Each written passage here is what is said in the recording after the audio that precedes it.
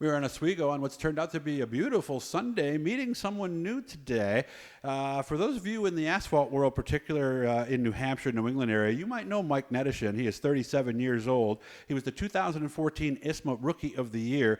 2015, he was the Star 350 champion there. We are out in Minetto today at the Hawk Fabrication and Design Shop, in the car to the right there is the car that he is picking up. We'll do a second clip and tell you a little bit more about that, because it's a car you guys actually know from a couple different people winning with it at Oswego. Mike, how are we doing today? I'm doing all right. So excited to pick this up and get it home? Yeah, definitely ready to get it going and start the season out with a little something different this year than what I've been normally doing the past few seasons. Still got a little bit of work to do on this car. What is the plans for it when we get it done, Mike? So far the plan right now is to try to make Oswego opening day with the Novella Supermodifieds to run a handful of races this year up there, and we're gonna, our goal is to run the Classic with this car and see what we can do with it. Probably, get the wing on it a few times and have a few other shows we'll do. But our main goal with this car this year is to run at Oswego as many times as we can.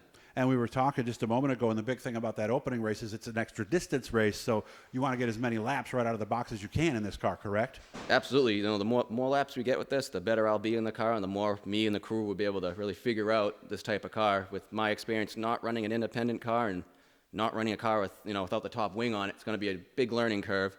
But I think, if we consistently run with it and can figure it out, we should be good by September, I think. What is the biggest thing about the independent front suspension? Is it just a different geometry, or is it the way you drive it? What is the biggest thing that makes it different? A little bit of everything, really. It's the geometry of it, the feel for it. It's a real softer, different feel for the front end of the car. And it just going to be a little bit of a learning curve to figure that out, I think, compared to what I've been running with the solid straight axle cars. And we're going to do a second clip. Like we said, we're going to go around the car and show you. And, of course, they don't have the tires on it that they're going to run because they got to fit it in the hauler. That's the one big reality of these cars. So what is the long-term and short-term plan? How many races do you want to get in this year? This year, with this car, our goal is to try to be up there at least once a month at the Oswego Speedway, running with the Novella Supermodifieds, and really try to figure out the car for Classic. And then after Classic, I think we're going to try to put the wing on. We plan on running the Star Classic this year. I think the plan is to go to Caraway for the North South Shootout with it also, if all goes well. And that's kind of the goal with this car for this year. So how tough is that going to be, going from primarily a 350 with the wing on it to something like this? I mean, how much of an adjustment is that in reality? I mean, still super modified. It's a little faster. Be a little more free without the wing. Right. The 350 with the less horsepower, you really can drive them in the corner a lot harder and really wheel it around. These a little bit more finicky, I think, to try to figure out, especially without the wing. And like I said, I run ISMA for a little bit with the ISMA Super Modified, so I have some experience with the big block car. So we'll just take that in and the wing off it and try to put both together and see what we can do. So how did you find this car? Just word of mouth, really. Getting out there and knowing that there was a car for sale. I've been looking for one for the past few years because that was kind of my goal, is to get be able to run at Oswego by Super Modified. And just had my motor from my ISMA car, and we kept it for this reason and came across this car and just made a deal happen with it. Okay. Now, what did Joey do to the car up here at Hawksby's? He put a whole new body on, brand new body for me and everything. We got the car kind of squared and set up to where we wanted it to be able to run up here at Oswego. We got my motor in it, all plumbed in and everything ready to go.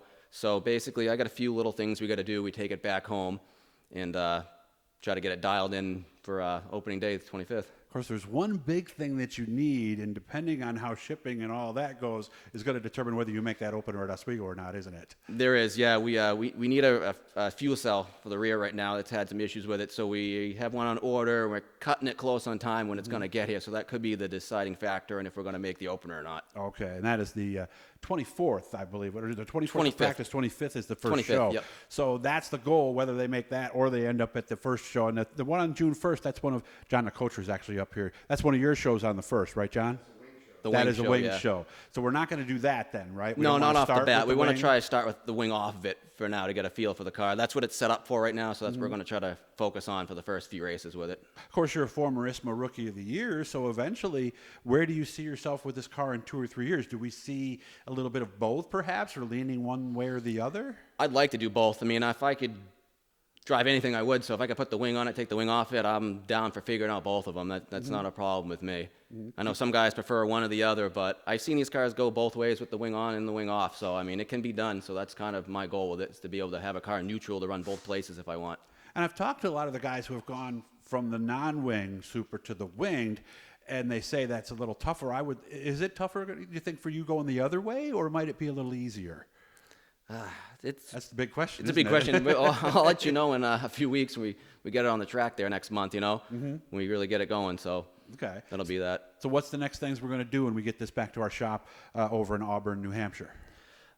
Basically, we're going to go right through it again, nut and bolt it, go right through it. I got a few things to do. Like I said, with the fuel cell, that's an issue we got to take care of first. And throttle linkage and just some minor stuff. I got to do the brakes, the rotors, go through the basic maintenance of it and everything. Just, one last check through everything to make sure it's good to go. And you might be able to practice close to home, you said? Get a practice in before, possibly? Yeah, we'll definitely shake it down somewhere out our way before we bring it up here to really give it a go. But I'd like to get it on track, just, make sure nothing's going to, go wrong with it or no leaks or anything. Just a quick little shakedown first. How about the seat and everything? Are you pretty comfortable with where the pedals are and all that kind of stuff inside?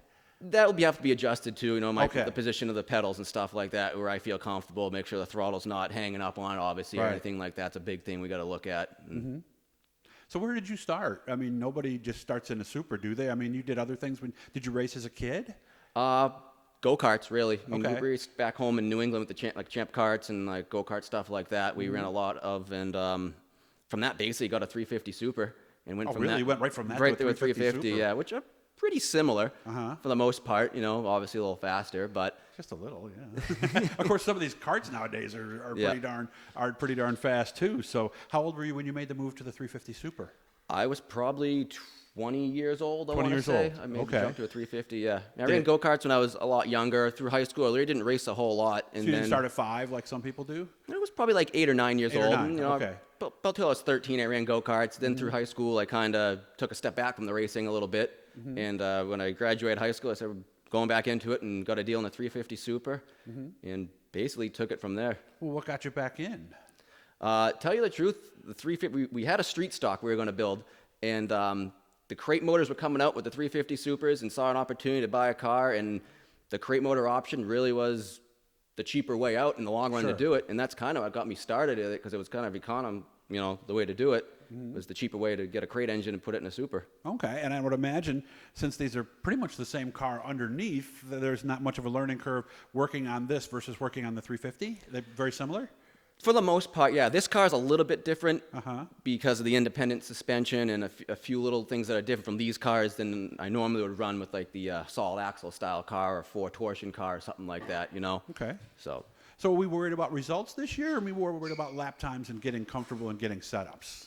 For the most part, probably just getting comfortable in the car, and as we get going, I'd like to be competitive, obviously. That's why we're all doing it, is to be competitive. Yeah, you want to win, or you wouldn't be doing absolutely. this. Sure. But, if we can try to run, mid-pack and get our way up through there and see what we can get, the best we can do is all we can try. Do you know a lot of these guys that you'll be racing against? For the most part, quite a few of them I ran with ISMA before, and some of them, through the 350s, we've been together with, so I know a handful of them, yeah. Okay. Obviously, your dad's here. Who else do you want to say thanks to for putting this whole thing together this year? Got about a minute. Definitely my father. He's a big help with me. Joe Hawksby, he's been a big help getting me through this. And just everyone else that kind of given me a little bit of a hand along the way to guide me in the right direction with, what I need to do with the car and getting it ready and, what to expect and things like that. All right. Come back in a couple of days, because we're going to do a second one where we're going to take the camera, we're going to go around the car, and we're going to tell you about some of the people who drove this car before, because you have seen this car before. If you're an Oswego Speedway fan, so we're going to let you know where you've seen it and how it's done. So good to meet you, man. Please keep in touch, and when you get that first top 10 this year, you give me a shot. We'll get you right back on. Absolutely. Okay? Make sure to subscribe, turn on the notifications, all that cool stuff. But learn a lot out here in Minetto today.